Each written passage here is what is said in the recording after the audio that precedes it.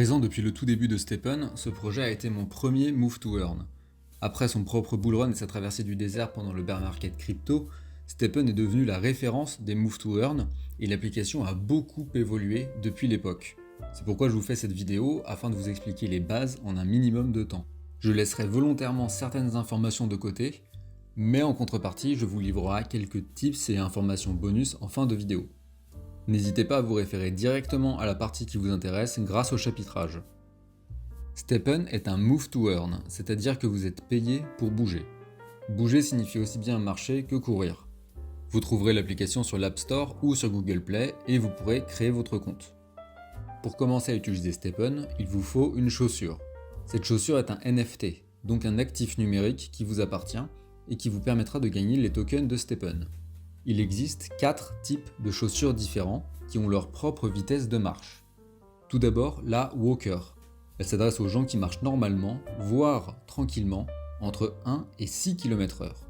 La Jogger, c'est plus pour les gens qui marchent un petit peu plus vite, entre 4 et 10 km/h, ou qui courent à une allure très modérée. Vous avez ensuite la Runner, qui est réservée aux gens qui courent entre 8 et 20 km/h, et enfin la Trainer, qui elle est pour tout le monde. Sa vitesse est comprise entre 1 et 20 km/h, donc c'est l'équivalent des 3 autres paires, mais comme vous vous en doutez, elle est aussi un peu plus chère. Une fois sur l'application, vous pouvez parcourir la marketplace pour choisir la paire qui vous correspond. Quand vous avez choisi le type de chaussure qui correspond à votre activité, il y a ensuite 4 paramètres à prendre en compte. Ça peut paraître un peu compliqué, mais je vais essayer d'expliquer ça le plus simplement possible. Les 4 paramètres sont le niveau, les statistiques, la rareté et les emplacements de gemmes. On commence par les statistiques. Les chaussures ont 4 statistiques différentes. L'efficience, qui vous permet de gagner des GST, c'est le premier token de Stepn. Sa supply est illimitée, sa valeur est plutôt faible et sa vocation primaire est utilitaire. Plus votre efficience est élevée, plus votre gain de GST sera important. Ensuite, la luck, qui vous permet d'obtenir des boîtes mystères, et j'en parlerai juste après. En troisième, vous avez le confort, qui vous permet 2 choses. La première chose, c'est de gagner, si vous le souhaitez, des GMT, qui est le second token de Stepn. La seconde chose, c'est de limiter la perte de points de vie de votre chaussure, qui est la première catégorie d'usure. Comme pour la luck et les boîtes mystères, j'en parlerai un petit peu plus tard. La dernière statistique est la résilience. Il s'agit de la seconde catégorie d'usure de votre chaussure. Plus votre résilience est élevée, moins votre chaussure s'usera. Ensuite, il y a le niveau. Les chaussures ont un niveau compris entre 0 et 30. Augmenter le niveau de vos chaussures, donc level up, vous donne des points à attribuer librement dans les statistiques, moyennant un coût en GST, voire en GMT. Il est peut-être plus intéressant de commencer avec une chaussure haut niveau, plutôt que vous embêter à démarrer tout en bas de l'échelle, et de devoir tout faire vous-même. Surtout si vous souhaitez gagner du GMT directement, il vous faut une chaussure niveau 28 minimum. Dans la continuité des niveaux et des stats, les sneakers ont plusieurs degrés de rareté. Vous avez les common, uncommon, rare, épique et légendaire. Plus la rareté est élevée, plus la chaussure vaut cher. La rareté apporte 2 choses importantes. Plus d'énergie, et j'y reviens juste après, et de meilleures stats. Les sneakers ont des stats de base et des points offerts après chaque level up. Plus une chaussure est rare, plus ses stats de base sont élevés, et plus elle gagnera de points à chaque level up. Petit aparté concernant les stats de base, faites attention car la répartition des points est générée aléatoirement. Pour les stats, prenons un exemple issu du white paper de Stepn. Une chaussure common aura entre 1 et 10 points dans chaque stat et vous aurez 4 points à attribuer par level up. Une uncommon aura entre 8 et 18 points de base et vous aurez 6 points par level up, et ainsi de suite. La dernière caractéristique sont les emplacements de gemmes. Ce sont les 4 emplacements autour de votre chaussure. Ils se débloquent avec les niveaux et vous permettent de fixer des gemmes à votre sneaker pour augmenter ses stats. Je ne vais pas entrer dans les configurations optimales car ce n'est pas l'objectif de la vidéo. Faites juste attention aux sockets, comme on les appelle. Jaune, c'est pour l'efficience, rouge, le confort, violet pour la résilience et bleu pour la chance. Mais pour faire très simple, parce que je peux pas m'en empêcher et c'est pour éviter les erreurs de débutants, si vous voyez 4 emplacements violets pour des gemmes résilience, évitez d'acheter la chaussure. Idéalement, pour des débutants, si vous voyez un socket rouge, un violet et 2 jaunes, c'est pas mal. Je ferai peut-être une vidéo sur le choix de la première chaussure un peu plus tard. Pour acheter votre chaussure, il vous faut un wallet. Vous pouvez créer ici un nouveau portefeuille crypto ou en importer un. 3 blockchains sont prises en compte sur STEPN, Solana pour la blockchain principale, la BSC de Binance en deuxième, et Ethereum pour les gros portefeuilles, car c'est Ethereum. Donc personnellement, je vous conseille Solana parce que c'est la première blockchain et c'est la principale. Vous avez 2 comptes sur STEPN. Vous avez votre portefeuille crypto qui est à vous, et vous avez votre compte sur l'application sur lequel vous obtiendrez tous vos gains. Pour acheter votre chaussure, vous devez avoir des GMT sur votre wallet crypto, puis les envoyer sur votre compte d'application pour acheter la sneaker. Vous avez enfin votre chaussure et vous êtes presque prêt à l'utiliser. Presque ? Et oui, car il vous faut de l'énergie.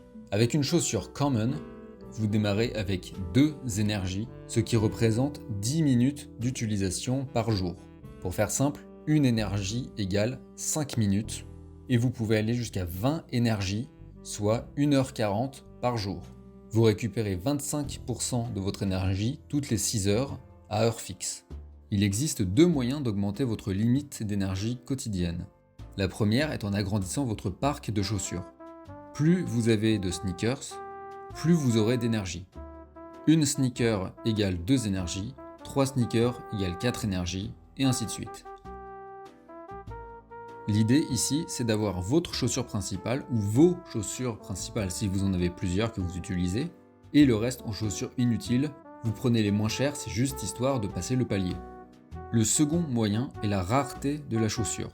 Une sneaker de qualité plus rare vous donne un bonus en énergie. On va prendre un exemple. Vous avez 3 chaussures, dont une uncommon et 2 common. Vous aurez 4 énergies, car vous possédez 3 chaussures, et votre uncommon vous apporte 1 d'énergie supplémentaire, ce qui vous fera 5 énergies, donc 25 minutes par jour.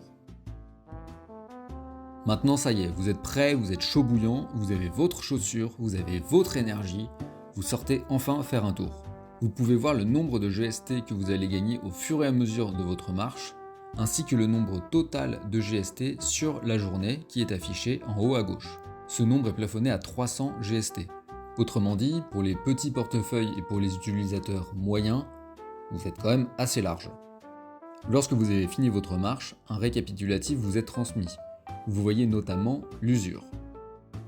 2 types d'usure existent. Vous avez l'usure liée à la résilience. Vous utilisez votre sneaker, elle perd des points et vous devez payer un coût en GST pour la réparer. Vous devez rester à tout prix au-dessus des 50 points pour ne pas voir vos gains en GST baisser.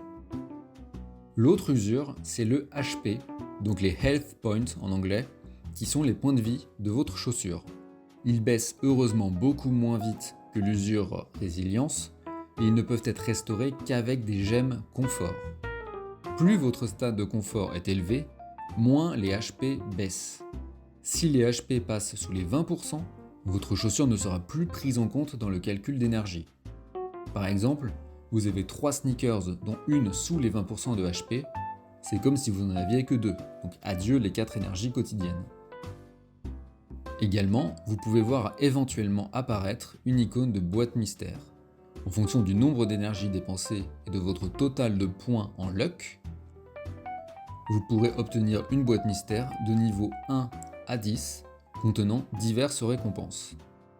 Pour les ouvrir, il vous faut payer un coût en GST et attendre un certain temps. Et si vous ne souhaitez pas attendre, vous devez payer plus. Dans ces boîtes mystères, vous pouvez tomber sur des parchemins que je ne couvrirai pas dans cette vidéo et sur des gemmes. Il existe 4 types de gemmes, un type pour chaque statistique. Les gemmes ont leur propre niveau qui apporte un bonus à vos stats qui sera plus ou moins conséquent. Chaque gemme augmente vos statistiques d'un montant fixe, par exemple ici plus 8 en efficience, et un bonus en pourcentage de votre statistique de base, ici 70%. D'où l'importance d'avoir une statistique de base élevée. Je vais prendre exprès un exemple avec un utilisateur qui a un gros portefeuille pour qu'on voit vraiment la différence. Cette personne fictive a une chaussure épique avec 50 points de base en efficience et elle a décidé d'équiper une gemme de niveau 5. Cet utilisateur déjà aura 200 points bonus et 1400% d'augmentation sur les 50 points de base. Ce qui fait beaucoup. Sneakers, gemmes et parchemins sont dans votre inventaire. Si vous souhaitez vendre un objet, une gemme par exemple, sélectionnez-la, choisissez un prix, elle sera listée dans la marketplace. Tout se passe directement depuis l'application, vous n'avez pas de transaction à signer avec un wallet, avec un ledger ou peu importe, c'est beaucoup plus simple. STEPN propose aussi d'autres éléments de gameplay que je ne vais pas couvrir, car ce sont des éléments un petit peu plus avancés et pas nécessaires du tout pour un débutant. Je les mets ici en vrac, ce sont les parchemins, les fusions de gemmes, les fusions de sneakers, les améliorations de sneakers, les badges et les rainbow sneakers. Et j'oublie très certainement d'autres fonctionnalités un petit peu avancées.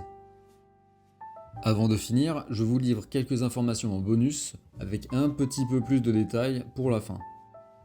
Les walkers, ce sont les chaussures qui vous feront gagner le moins de GST. Plus vous faites d'efforts, plus vous êtes récompensé. Avec une walker, vu que vous marchez, vous allez gagner moins qu'avec une jogger, vous devez marcher plus vite, voire courir doucement, et la jogger gagnera moins qu'une runner, où vous devez courir. Ces trois chaussures gagneront moins qu'une trainer qui est réputée comme étant la paire ultime, car c'est la paire la plus pratique, et aussi la plus chère. Mon petit conseil personnel pour le choix de la chaussure, si vous aimez courir, une runner est probablement adaptée.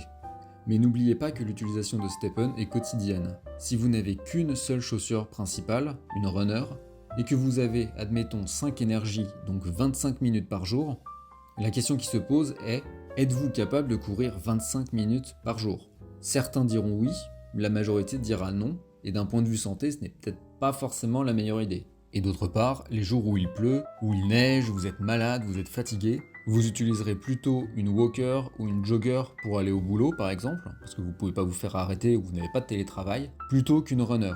Personnellement, je préconise aux coureurs d'avoir deux paires principales, soit une runner et une walker ou jogger par exemple, ou alors tout simplement une seule paire, une trainer. Et l'avantage d'avoir deux paires principales, c'est que vous pouvez avoir deux stratégies différentes, vous gagnez du GST d'un côté et du GMT de l'autre, ou alors vous avez une autre stratégie avec les boîtes mystères, mais je ne vais pas entrer dans les détails. Les sockets, ce sont les emplacements pour les gemmes, peuvent avoir des petits pics, ce sont des sortes d'oreilles de chat comme on les appelle. Chaque oreille accorde un bonus de 10% à la gemme équipée.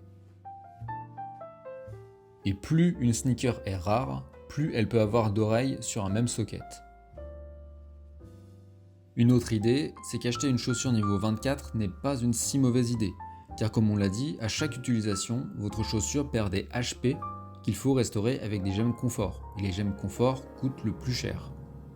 Sauf que, dès que votre chaussure passe niveau 25, elle récupère instantanément tous ses HP, ce qui vous évite un coût élevé de réparation et ce qui explique aussi pourquoi les chaussures niveau 24 sont peut-être un peu plus chères que les autres.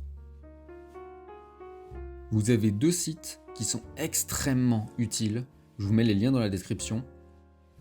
Le premier vous permet de faire une simulation de gain en renseignant les statistiques de votre sneaker. Et le second vous affiche l'état de la marketplace actualisée tous les jours, qui vous permet de trouver la perle rare beaucoup plus facilement. Car on va pas se mentir, la marketplace dans l'application de STEPN n'est pas très optimisée. Dernier élément, si vous souhaitez gagner du GMT, vous aurez un bouton qui apparaîtra ici. Cliquez dessus et vous commencerez à générer du GMT avec la sneaker sélectionnée. Je pense et j'espère avoir couvert pas mal de points. N'hésitez pas à laisser vos questions ou vos retours en commentaire. Je vous remercie d'avoir regardé cette vidéo et je vous dis à très vite.